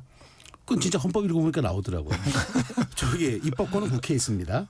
행정부는 대통령이 있는 대통령 행정부의 권한입니다. 사법부는 사법부의 권한입니다. 다 상권분립 명백하게 돼 있어요. 그러니까 문영배 전 소장이 제가 보기에 아주 짧지만 뼈 때리는 정말 고언을 했다는 생각이 들고요. 아니 서열이라는 단어는 저는 이 최소한 민주정치에서 나와서는 안 될 단어입니다. 그게 사실 맞는 말인 게. 그 사회주의 국가인 중국에서는 권력설 1, 2위, 3, 4 딱딱딱 나옵니다. 네. 아예 순번이 먹여져 넘버링이 돼 있잖아요. 그래서 우리가 만날 때 그분은 권력설 3위다, 4위다 이런 건 나오는데 우리는 견제와 균형. 그다음에 이제 사실은 민주주의가 좀 불완전한 체제는 맞아요. 왜냐하면 이게 서로 삼권이 병렬에 있으면서 서로가 서로를 상호 견제하고 상호 이제 감시하고 상호 또 이제 균형을 잡는다. 뭐 이런 건데 근데 대통령이 가장 입법권을 가진 그러니까 선출된 사람들이 가장 권력에 앞서 있다라고 얘기하고 임명직으로 된 사람들은 아무래도 후순위라는 이런 식의 인식은 저는 굉장히 위험한 발상이다. 그 자체로서 그러면 대통령 탄핵을 하는 헌법재판소는 그러면 대통령을 탄핵까지 하면은 그건 무슨 권력의 서열이 됩니까? 몇 위에 올라갑니까? 그러니까 저는 이런 식의 발상보다는 오히려 대통령이 이제 국정운영의 최종 이제 정말 지휘자로서 이런 입법권에 대한 선출 권력에 대한 존중 이런 것들을 있어야 되고 임명 권력도 위임받은 권력이지만 어쨌든 상호 보완적 관계를 통해서 가야 한다. 뭐 이렇게 원칙적인 그다음에 또 국무회에서는 또 비슷하게 또 얘기를 했어요. 권력은 서로 이제 그렇게 주권은 자에게 위임받은 거기 때문에 그게 임명직이든 선출직이든 상관없이 우리는 제한적인 역할을 할 수밖에 없다는 얘기를 아마 제가 보기에 그 말에 대한 역풍이 오니까 그걸 뒤집지는 좀 못하고 다시 원론적인 얘기를 국무회의 발언을 통해서 한 것 같은데 어쨌든 굉장히 위험한 발상이고 저는 잘못 이게 오독하면 국민들이 오독하면은 대통령이 나머지 국회 그러니까 대통령이 나머지 뭐 사법이든 뭐든 거느리려고 하나라는 그런 의구심을 낳아줄 수 있는 발언이기 때문에 특히나 지금 뭔가 사법부도 개편하려고 그러고 뭐 자꾸 이렇게 뭘 바꾸려고 하는데 그러면 대통령이 가진 그 권한을 이건 남용할 수 있다라는 아주 부정적 인식을 줄 수밖에 없어서 이 부분은 좀 대통령이 저는 바꿨다고 봐요. 바꿨다고 보는데 나중에 기회가 있을 때 다시 한번 좀 언급을 해줬으면 더 좋겠다는 생각이 듭니다. 대통령의 인식은 그거 같아요. 그러니까 선출 권력이 국민의 뜻을 가장 많이 잘 대변한다. 예. 이게 그러니까 뭐 이제 최수영 평론가나 이제 국민의힘에서 보는 시각도 저는 존중을 하는데 이거를 이제 이 뭐 이를테면 선출 권력 입법부나 뭐 대통령이 모든 거를 다 개입을 하거나 찍어 누르려고 한다라고 보면 안 되는 것 같아요. 그러니까 이게 이 얘기는 이재명 성남시장 때도 찾아보면은 맨날 했던 얘기예요. 그러니까 지난번에 그리고 한 달 기자회견 때 했을 때도 이거 공무원은 영혼이 없는 존재다. 뭐 철수가 타면 철수가 조종하고 영희가 타면 영희가 조종하고 뭐 이런 얘기 했잖아. 비유 태권브이 비유하면서. 그러니까 민주적 통제, 선출 권력에 의한 민주적 통제에 대해서는 상당히 신념처럼 과거에 그리고 국민 주권, 국민이 하라는 대로 하는 거지. 누구가 됐든 그러니까 선출 권력이든 임명 권력이든 이런 얘기를 옛날부터 해왔습니다. 그러니까 이게 헌법에는 그러니까 아주 기본적인 원리만 담겨 있잖아요. 그러니까 거기는 이제 견제와 균형이 담겨 있는 건데 그러면은 기관들끼리 이건 아주 이상적인 거고 충돌이 일어났을 때 어떻게 정리할 것이냐. 그렇죠. 그건 문제잖아요. 지금 네. 그 문제에 있어서는 어쨌든 헌법이나 법률을 위배하지 않는 한도 내에서는 선출된 권력이 하는 방식 이렇게 가는 게 맞다라는 게 법을 위반하면서 다 찍어 누르라고 하는 게 아니라 그런 이런 정치 철학에 대해서 본인이 소신에 대해서 얘기를 한 겁니다. 뭐 위험하다고 비판할 수도 있는데 저는 이게 완전 틀린 얘기인가? 그 생각은 안 들어요. 그러니까 법을 어기지 않는 한도 내에서가 이게 가장 중요한 거예요. 그러니까 그거의 해석은 또 여러 가지 논쟁점이 있을 수 있다는 거죠. 그런데 여기서 제가 지적드리는 말씀은 TPO라는 거예요. 그러니까 우리가 어떤 걸 할 때 보면 TPO, 이른바 시간, 그다음에 장소, 그다음에 어케이션, 상황 이게 다 그걸 보잖아요. 그게 이제 메시지의 해석을 낳게 하는 건데 지금 대통령이 여권이 지금 막 대법원장을 쫓아내고 사법개혁을 하겠다고 얘기하고 새로운 특검법을 추진하고 내란 전담 재판부를 만들고 막 이렇게 속도전으로 정말 어마어마하게 밀어붙이는 상황에서 대통령이 아니 그래도 주권자가 위임했던 가장 그 확실한 방법은 투표로서 한 거니까 우리가 가장 위에 있을 수 있어요라는 말은 제가 그래서 오독을 나올 수 있다는 거라니까요. 그러니까 굉장히 국민들이 위험하게 볼 수 있다는 거예요. 그러니까 이게 지금 모든 상황이 뭐 지금 여권이 폭주하는 상황이 아니라 평시 상황이라 그러면은 그 지금 나는 그 말에 동의해요. 그 성남시장 때 그러니까 내가 좀 더 이렇게 확실하게 일할 거 아닙니까? 당신들이 나에게 일할 권한과 그 의무를 주지 않았습니까? 라고 해도 그 약간 이해가 되는데 지금 막 속도전으로 밀어붙이는 이 광폭한 상황에서 대통령이 딱 서열 얘기를 하고 그다음에 가장 우리가 주권자로부터 위임받은 확실한 권력이라는 식의 얘기를 하니까 명분 쌓기인가? 이렇게 자꾸 이제 오독이 되다 보니까 대통령이 지금 가장 중요한 그 취임 6개월의 골든타임을 자꾸 이런 논란으로 낭비해서야 되겠느냐. 그리고 국민들이 잘못 오독하거나 불신해버리면은 국정 동력이 상실로 이어지니까 속도 조절이나 좀 조심할 필요가 있다. 저는 원론적으로 이건 대통령의 말씀이 맞더라도 지금 상황에서는 옳지 않다는 그런 생각이 드는 거죠. 그때 말하는 과정에서도 이제 사법부와 그런 얘기를 하면서 연결이 돼서 그렇죠. 그런 부분을 지적하시는 것 같습니다. 정치와의 잠시 쉬어가겠습니다. 전하는 말씀 듣고 3부로 돌아옵니다.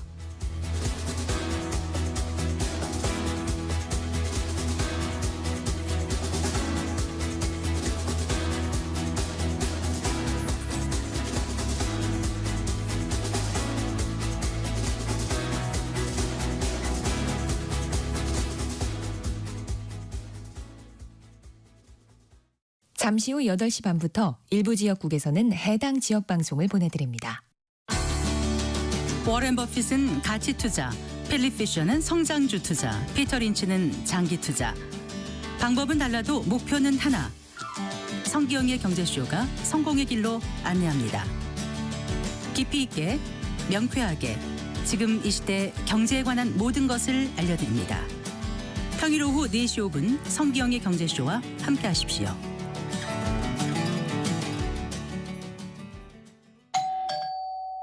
편지 왔습니다. 퇴근길 지친 당신에게 힘이 되는 뉴스를 전해드립니다.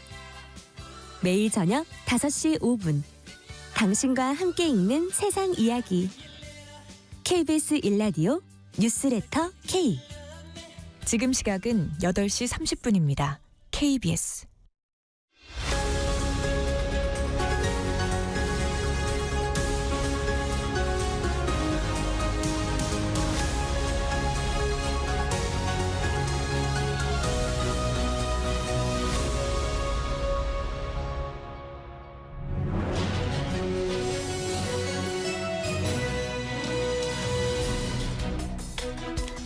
정치와 이어갑니다. 김준일 시사평론가, 최수영 정치평론가 함께하고 계십니다.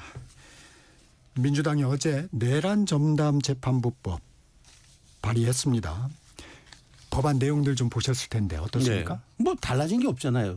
그러니까 국회가 추천하는 몫을 빼고 행안부가 추천하는 몫을 넣고 그다음에 뭐 그러니까 가장 그게 이제 행안부가 아니고 법무부죠.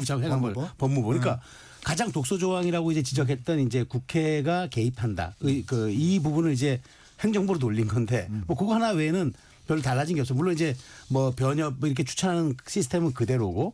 근데 저는 보면서 아니 국회가 추천하지 않고 행정부가 추천하는 건 그건 위헌이 아닌가? 모든 권한은 사법 재판의 권한은 사법부에 있다라고 우리 헌법이 규정하고 있는데 네. 아니 국회가 빠지고 행정부가 들어가면 그거는 약간 우회로를 택한 거지 이게 본질적으로 위헌적이고 독소 조항을 제거했나? 이런 제가 의구심이 들어요. 그래 결국에는 이제 국회라기보다는 이제 민주당이 개입하는 흔적을 좀 지우기 위해서 이른바 법무부라는 이제 그걸 동원했는데 아니 수사기관은 그 제가 아까 저 행안부로 착각한 이유가 뭐냐면 1차 수사기관 그 중수청 같은 경우는 행안부 밑에 두면서 뭐 이렇게 만만한 특검 이제 이런 부분에 또 법무부를 또 활용합니까? 그래서 저는 이걸 보면서 우회로를 택하고 약간 꼼수다. 근데 본질적으로 변한 건 없다. 이제 결국 내란 특검이라는 게 저는 최소한 지금 이 반환점 우리가 수사가 이제 반환점도 돌지 않은 상황에 아직도 지금 우리가 12월이면은 절반도 거의 못 왔거든요. 근데 벌써부터 이걸 전담할 재판부를 구성하는데 지금부터 한다? 그리고 이제 기간을 보니까 두 번을 하게끔 해서 아마 총 내년 5월까지인가가 이제 그 수사 기간이 되더라고요. 한 번 6개월인가 하고 한 번 또 2개월에서 3개월이라든 그 조항이 있어서 그러면은 거의 9개월이면 딱 그게 이제 떨어집니다. 그래서 저는 이게 좀 약간 의도를 갖고 명백하게 지방선거에 개입하려는 목적이다. 이렇게밖에 해석이 안 됩니다. 조금 부연을 해드리면 이 법관 후보 추천위원회는 판사회의에서 4명, 대한변협에서 4명, 법무부에서 1명 추천으로 구성하는 안입니다.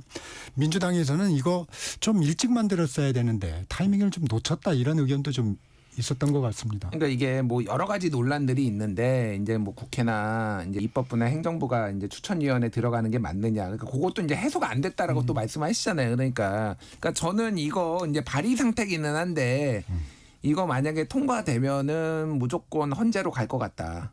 어쨌든. 그러면 재판 지연되는 거 아닌가요? 그러니까 지연될 가능성은 배제할 수 없죠. 그러니까 헌재로 간다고 해서 무조건 재판을 중단하는 거는 아니지만은 이게 여러 가지 이제 시나리오들이 나오는 거죠. 오히려 재판 지연 가능성도 있고 그래서 제가 이거에 대해서 딱히 선호하지 않는다라고 예전에도 말씀드렸던 게 그러니까 내란이라는 거는 일반적인 우리의 있었던 기존의 법으로도 단죄할 수 있는 충분한 근거가 있고 오히려 일상의 평온을 깬 거기 때문에 일반 법으로 단죄하는 게 오히려 더 의미가 있다. 이거를 특별법을 만드는 게 굳이 옥상옥 같은 느낌이다. 이게 위헌이 아니라 할지라도 뭐 이런 얘기를 이제 드렸던 거고 여기에서 이제 주목되는 거는 그건 것 같아요. 지금 그럼 구체적인 내용을 보면은 이제 사면 금지, 감형 금지 이런 거 들어갔거든요.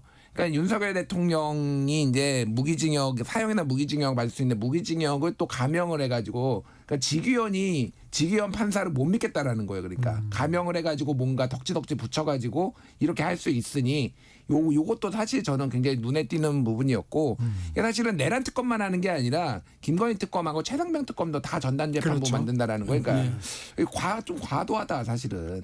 그러면 앞으로 특검을 만들면은 다 그 특별재판부를 전담재판부로 앞으로 하는 게 이게 관례가 될 것인가. 매번 특검할 때마다 특검이 한 30번 정도 했는데 지금까지 특검 제도가 나오고 나서 그러니까 이게 그러니까 뭐 내란이 그러니까 굉장히 중요하죠. 그러니까 이거는 저는 불법 비상계엄에 대해서 이런 거를 만들어야 된다라는 그런 주장까지는 이해가 되는데 최상병 특검도 만들고 그러면 앞으로 특검 나오는 거는 다 전담재판부 만들 것인가? 이게 저는 그래서 이게 좀 강하게 법원에 압박하는 거고 법원에서 드디어 반응이 나오기 시작했어요. 그래요? 형사 25부에 그 직위원 판사 있는데 법관도 추가를 하고 일반 사건 배당을 조정한 지금 일반 사건하고 이 내란 재판하고 같이 하는 건데 아예 내란 재판만 할 수 있게 지금 그렇게 지금 법관에도 그쪽에 파견한다라는 거고 서울 고법이나 뭐 지법에다가 재판 중개 준비팀도 구성을 하고 뭐 이런 것들이니까 이 뒤늦은 감은 있습니다. 뒤늦은 값도 있지만은 법원이 진작에 했어야죠. 뭐가 됐든. 그러니까 왜냐면 국민들이 요구하는 게 있고 불신이 있으면은 이런 것들에 대해서 해소를 하려고 했는데 우리 상권 분립이야? 니들이 우리 어떻게 건드려? 거의 이렇게 배째라 수준으로 나오다가 이제서야 이제 움직인다. 그러니까 민주당이 이 법안을 발의한 데는 법원을 압박해서 너희들 좀 제대로 해봐라는 것도 저는 있다고 봐요. 그러니까. 이 부분도 또 논란인데 이제 무작위 법관 배정 원칙 이게 이제 법원에서 지켜져 내려온 원칙인데 이게 무너지면 승복하지 않을 수도 있다. 뭐 이런 얘기들이 나옵니다. 그렇죠. 그러니까 우리가 법에서 채택하는 게 보편성이잖아요. 보편성. 그러니까 그게 평범하게 그냥 말 그대로 무작위로 하는 게 가장 모두가 결과를 승복할 수 있는 그런 재판 결과를 내니까. 근데 랜덤으로 돌리는 건데 이거를 특정하게 해서 이제 물론 대법원장 임명하는 과정은 거친다고 하더라도 근데 그 부분은 그리고 또 영장을 발부하는 전담 판사를 막 두고 그러면 그 이제 그렇게 특별하게 저는 이제 특별이나 전담이나 수식어가 붙는 것들은요 뭔가 보편적이지 않다는 걸 그게 거꾸로 얘기를 하는 거잖아요. 그러니까 그렇게 특별이나 전담이라는 이름으로 임명된 사람들은 어떤 생각을 가질까요?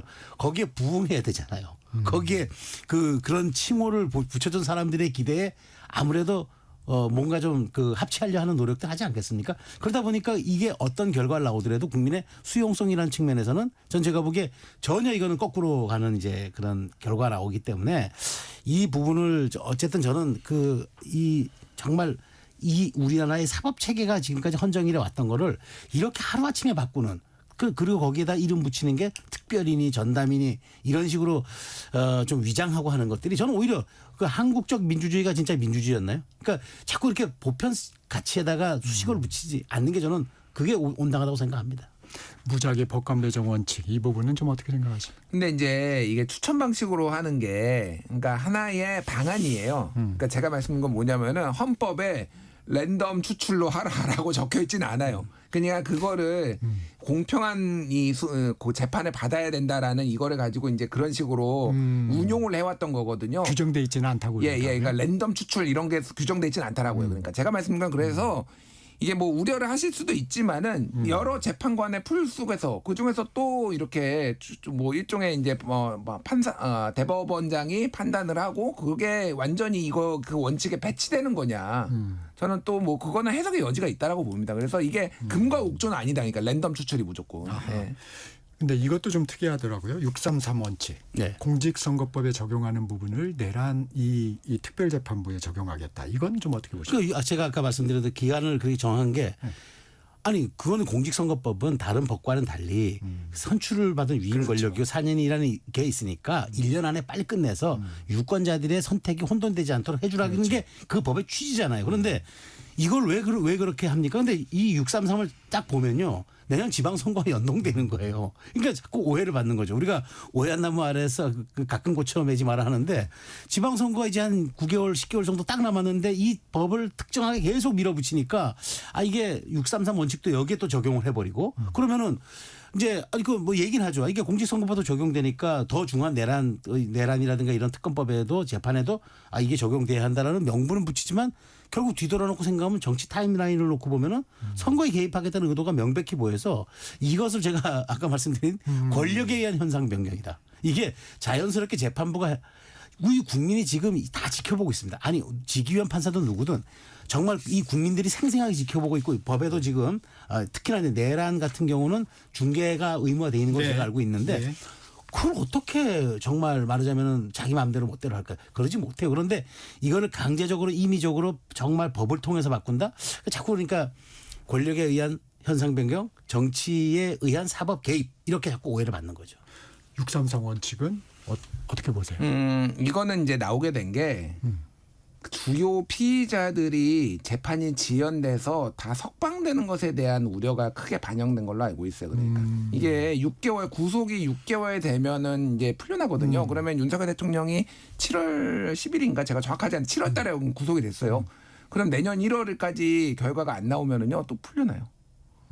그러니까 이게 이 원칙을 하는 게 뭐 이제 지방선거 말씀하셨지만은 뭐 그때 그러면은 뭐 재판이 결론이 안 나오더라도 지방선거에서 그러니까 재판 또 중계가 되잖아요. 그러니까 언론이 쓰잖아요. 그러니까 그거를 꼭 형을 확정해야지만 이게 뭐 이슈를 만들 수 있는 건 아니잖아요. 그래서 저는 그래도 그거는 좀 과도하다라고 보고 가장 큰 우려는 어쨌든 다시 내란 수계가 활보하는 것들을 국민들에게 보게 만들어줄 수는 없다라는 게 가장 크다.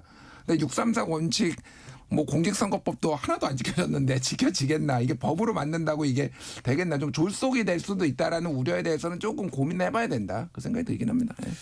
이 국민의힘 상황도 좀 알아볼게요. 장동혁 국민의힘 대표 이 권성동 의원 구속 결정에 대해서 야당 탄압이다 말살이다 이렇게 하면서도 일단 당 차원의 대응은 안 하기로 했습니다. 그렇죠. 근데 이거는 어쨌든 사법부가 그러니까 재판부가 판단한 거잖아요. 이제 뭐 더군다나 그 권성동 의원이 자기가 내가 소명하겠다고 얘기를 했단 말이에요. 그래서 나는 스스로 이제 체포동의안에서 갑을 본인 써가지고 보여주면서까지 했으니까 그럼 뭔가 아닌 모양이다라고 생각을 했던 것 같은데 근데 뭐 재판부가 증거인멸의 우려가 있다라고 딱 못을 막아버리니까 더 대응이 안 되는 거죠. 그냥 본인이 자기가 떳떳하게 소명하겠다고 했는데 이 재판부가 그 소명이 안 돼서 구속이 된 사안을 어떻게 하겠습니까? 이를테면은 뭐 본인이 이제 그 자기가 일부 죄를 시인한 게 아니라 본인이 가서 내가 이건 정치 탄압임을 입증하겠다고 했는데 입증이 안 됐는데 그러면 당대표나 지도부 차원에서 개입하기 어렵죠.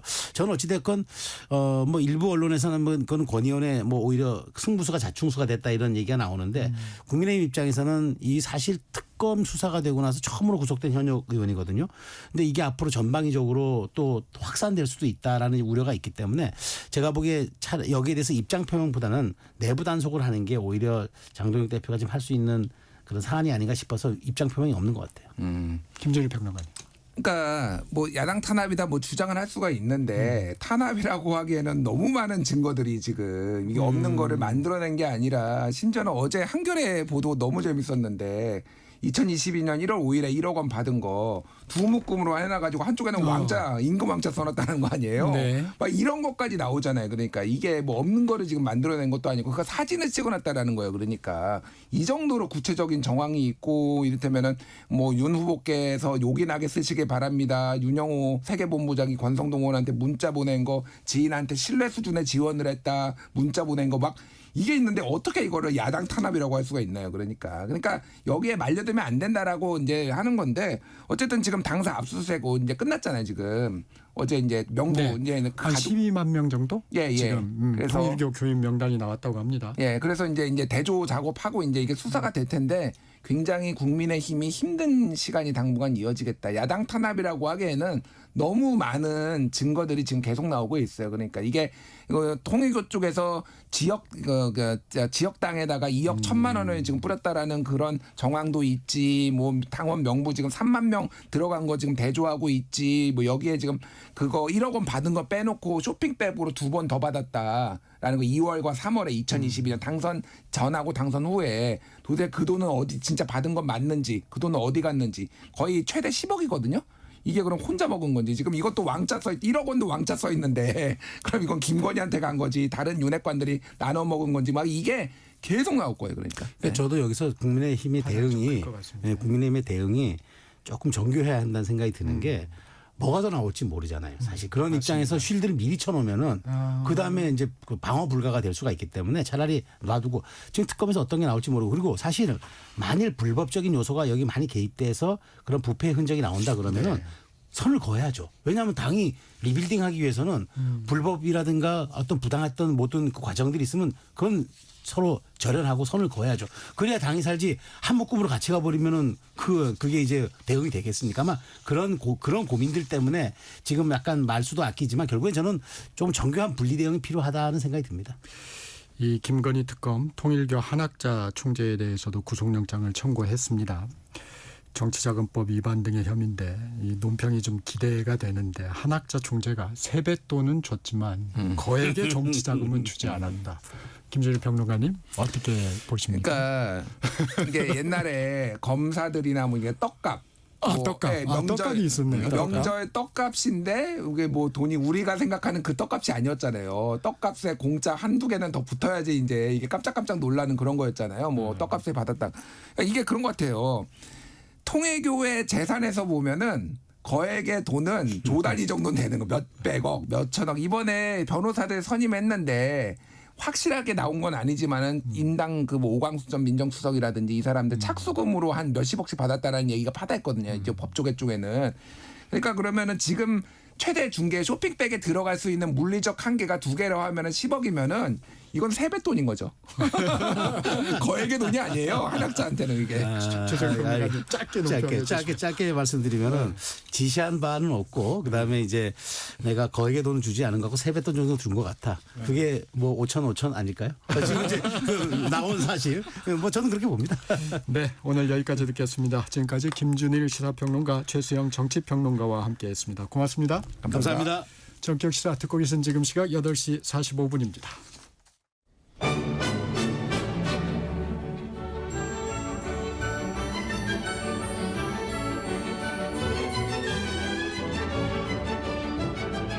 KBS 1라디오 정통 시사 프로그램 전격 시사. 정치자의 눈으로 질문하겠습니다. 공정의 가치를 추구합니다. 꼭 필요한 정보를 담겠습니다. 월요일부터 금요일까지 아침 7시 20분에 찾아옵니다.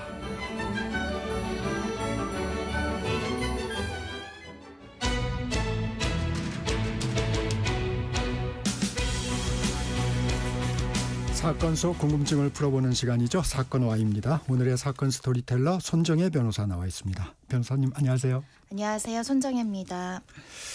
오늘은 안타까운 소식이죠. 갯벌에 고립된 70대 중국인을 구조하다가 순직한 해양경찰관 고 이재석 경사 관련 사건 살펴보겠습니다.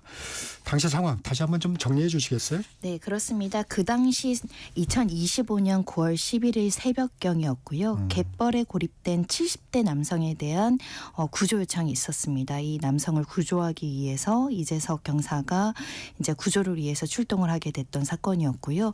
실제로 요 구조자를 만나서 이 그 관련한 구조 용품 이것들을 이제 건네는 모습까지 드론으로 확인이 됐었고요. 그럼에도 불구하고 그 당시에 2인 1조 원칙을 지키지 않고 또 구조 장비도 부족한 채 나가다 보니까 결국은 이 경사가 사망한 채 발견된 사건이었고 실제 요구조자를 만난 이후부터 최소 55분 그러니까 1시간 가까이 바다에서 어떻게 보면 살기 위해서 사투를 벌였는데 그럼에도 불구하고 또다시 추가 인력이 배치되지 않고 구조가 늦어지는 바람에 사망한 사건으로 보면 될 것 같고요. 이재석 경사 순직 사건이고 단순 순직이 아니라 다른 사람들의 어떤 업무상 가실이 개입되어 있다라는 점이 문제가 돼서 현재 수사가 진행 중인 사안입니다. 지금 말씀해 주셨지만 55분이라는 시간 참 안타깝습니다. 그러면 좀 손을 쓸 여유가 있었다고도 보여지는데 어떻나요? 그렇습니다. 충분히 그렇게 봐야 될 것 같습니다. 왜냐하면 실제로 이 근무일지를 봤었을 때 오전 3시 27분경에 이 이경사 구조자와 관련해서 위치 소실이라고 했지만 실제 드론에 포착된 사실이 확인됐고 드론에 포착되었을 당시에 움직임이 있었다. 그러니까 살아 있었다는 겁니다. 네. 그 당시 긴급하게라도 추가적으로 이 구조하기 위한 다른 인력이 배치가 되고 실제 출동을 했었더라면 생명을 구할 수 있었다라는 점이 지적되지 않을 수밖에 없는데요. 특히 그 당시에 이경사가 나갔을 때 구명조끼와 장갑을 가지고 있었거든요. 네. 그런데 이것을 이 70대 이 중국인 A 씨에게 벗어주고 본인은 스스로 맨몸으로 헤엄쳐서 이제 나오려다가 바닷물에 휩쓸린 것으로 알려지고 있는데 구명조끼나 장갑이 더 있었더라면 생명을 살릴 수 있었다는 것 그리고 이런 물품이 없다고 하더라도 실제로 다른 사람이 출동을 했으면 목숨을 살릴 수 있다는 부분인데요. 이 과정에서도 추가적으로 출동을 하기 위한 사람들이 순찰차에 예비키를 못 찾아서 출동이 좀 늦어졌다. 이런 부분들도 확인됨으로 인해서 총체적으로 구조 시스템과 그 당시 왜 여러 명이 같이 근무를 하지 않았는가, 그리고 이렇게 안전장비, 구명조끼나 이런 것들이 부실하게 보관되어 있었던 거 아닌가, 이런 문제들이 제기되고 있습니다. 이 해경 규정을 좀 살펴봐야겠는데 구조 상황에는 2명 이상이 나간다. 이게 규정돼 있는 거죠? 경찰 모두 관련된 규정 정확하게 이제 숙지를 해야 될 것 같습니다. 네. 2인 1조 출동 규정은 뭐 당연하게 국민들도 알고 있는 상황임에도 불구하고 이게 지켜지지 않았다는 것이고, 그 당시에 파출소에도 6명이 이제 근무를 해야 되는 상황인데 네. 이와 관련해서 4명은 또 휴가 중이었다라는 겁니다. 그러니까 결국 현장에는 2명밖에 없었고 2명이 모두 다 출동을 하게 되면 파출소를 지킬 수 있는 사람이 없잖아요. 그렇군요. 그러다 보니까 1명이 나가게 된 것으로 보이는 상황까지 이번에 확인이 됐었고요. 실제 우리 더불어민주당 의원 어기구 의원께서 자료를 받아보니 5년간 2인 1조 출동 규정을 위반했다고 적발되거나 징계를 받은 사례가 한 건도 없었다는 겁니다. 네. 그러니까 규정이 있음을 알았는데도 지키지 않은 것인지, 아예 이와 관련해서 관련된 규정에 대한 점검과 감시가 없었던 것인지는 좀 확인해야 될 것 같고요. 이 파출소 관련 규정에도 순찰차는 불가피한 경우를 제하고는 2명 이상이 탑승해야 한다. 네. 이렇게 되어 있는데 이에 대한 이 업무 점검도 이루어지지 않은 것으로 보입니다. 근데 이게 인재 아니냐 이런 말이 나오는 게 행락철 사고 위험에 대한 사전 예고와 근무 지시가 있었다는데 이 부분이 제대로 지켜지지 않았다는 말이 나옵니다. 그렇습니다. 이 시점이 자료를 보면 그 지난 10월부터 11일 상한 근무 지시 사항으로 이렇게 되어 있습니다. 행락객 및 낚시객 증가로 사고 발생 위험 증가 예상. 그러니까 증가할 이런 사건이 있을 것이라는 것이 어느 정도 예견되는 상황이었다는 것이고요. 그래서 긴급 상황 발생 대비에 대해서 즉응 태세를 유지해라.